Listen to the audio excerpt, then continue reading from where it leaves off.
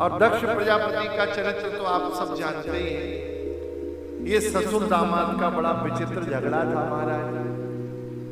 दक्ष प्रदेश भय ते काला, ब्रह्मा जी ने दक्ष को प्रजापति पद दे दिया। देवताओं ने सम्मान समारोह रखा, दक्ष अभिमान में था। सम्मान समारोह आयोजित हुआ। दक्ष थोड़ा विलंब से आया। भगवान भोले बाबा ने सोचा जब तक आएगा तब तक भजन कर ले। आंख बंद कर कर बैठे थे, भजन कर रहे थे, तभी दक्ष आ गए। भगवान के ध्यान में इतने मग्न थे शिव जी कि देख नहीं पाए, जानबूझकर नहीं, भगवत ध्यान में थे, इसलिए शिव जी सम्मान नहीं दे पाए।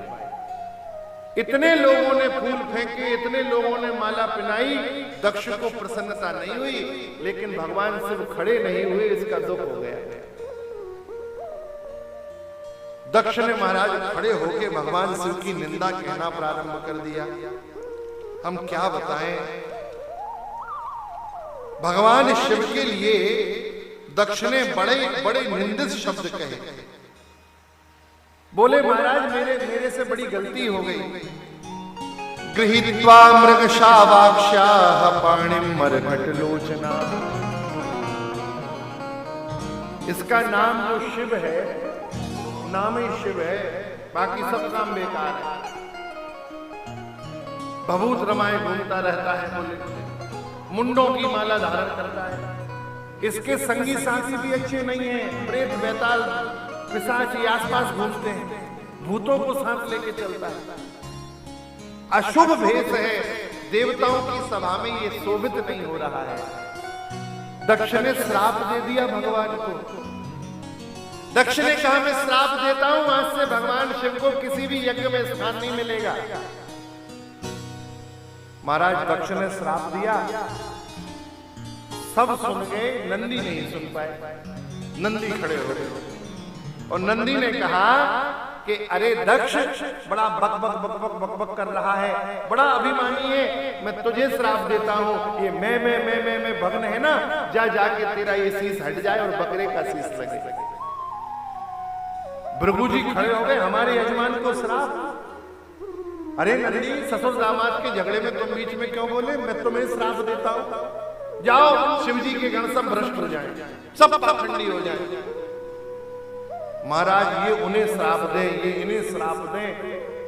सम्मान समारोह सात समारोह में परिवर्तित हो गया। भगवान ने कहा कि भाई ये तो बड़ा झगड़ा मच गया हमारे कारण। शिव जी ने किसी से कुछ नहीं कहा, अपने गणों को साथ लिया, चुपचाप चले गए। किसी का ससुराल में इतना अपमान हो जाए और फिर वो घर आके क्या करेगा बताओ? तिलकई कम से हो तो महाराज झगड़ा हो जाता है घर में।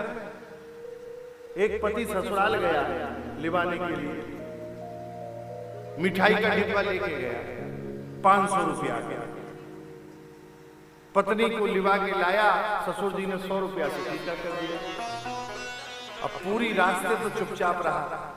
जैसे ही घर आया, पत्नी से कहा अरे मेरा भारी अपमान किया है तुम्हारे पिताजी ने। मैं 500 का मिठाई का डिब्बा लेके गया था, उन्होंने 100 रुपया दिया। पत्नी बोली तुम लिवाने गए थे या मिठाई बेचने गए थे?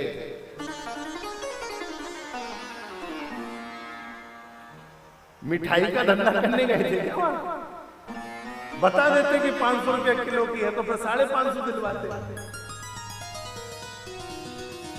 लेकिन भगवान शिव ने भगवती सती से कुछ भी नहीं कहा।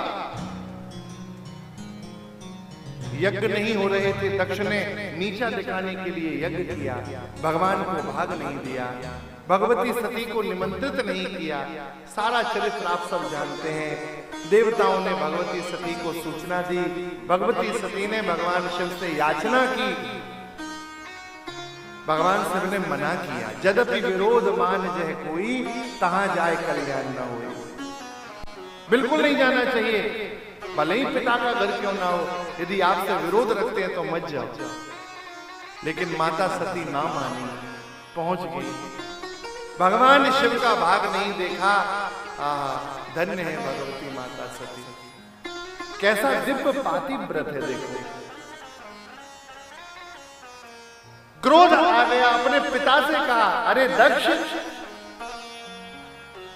मैं इसी यज्ञशाला में अपने शरीर को नष्ट करूंगी, क्योंकि जिस शिव द्रोही के वीर्य से, शुक्र से संपन्न ये देह अब मैं धारण नहीं कर सकती। भगवान मुझसे कहेंगे दक्ष सुता, तो मैं सुन नहीं पाऊंगी। योगाग्नि में शरीर को भस्म कर दिया। भगवान ने यज्ञ का विध्वंस किया, वीरभद्र को भेजा, सारे श्राप सिद्ध हुए।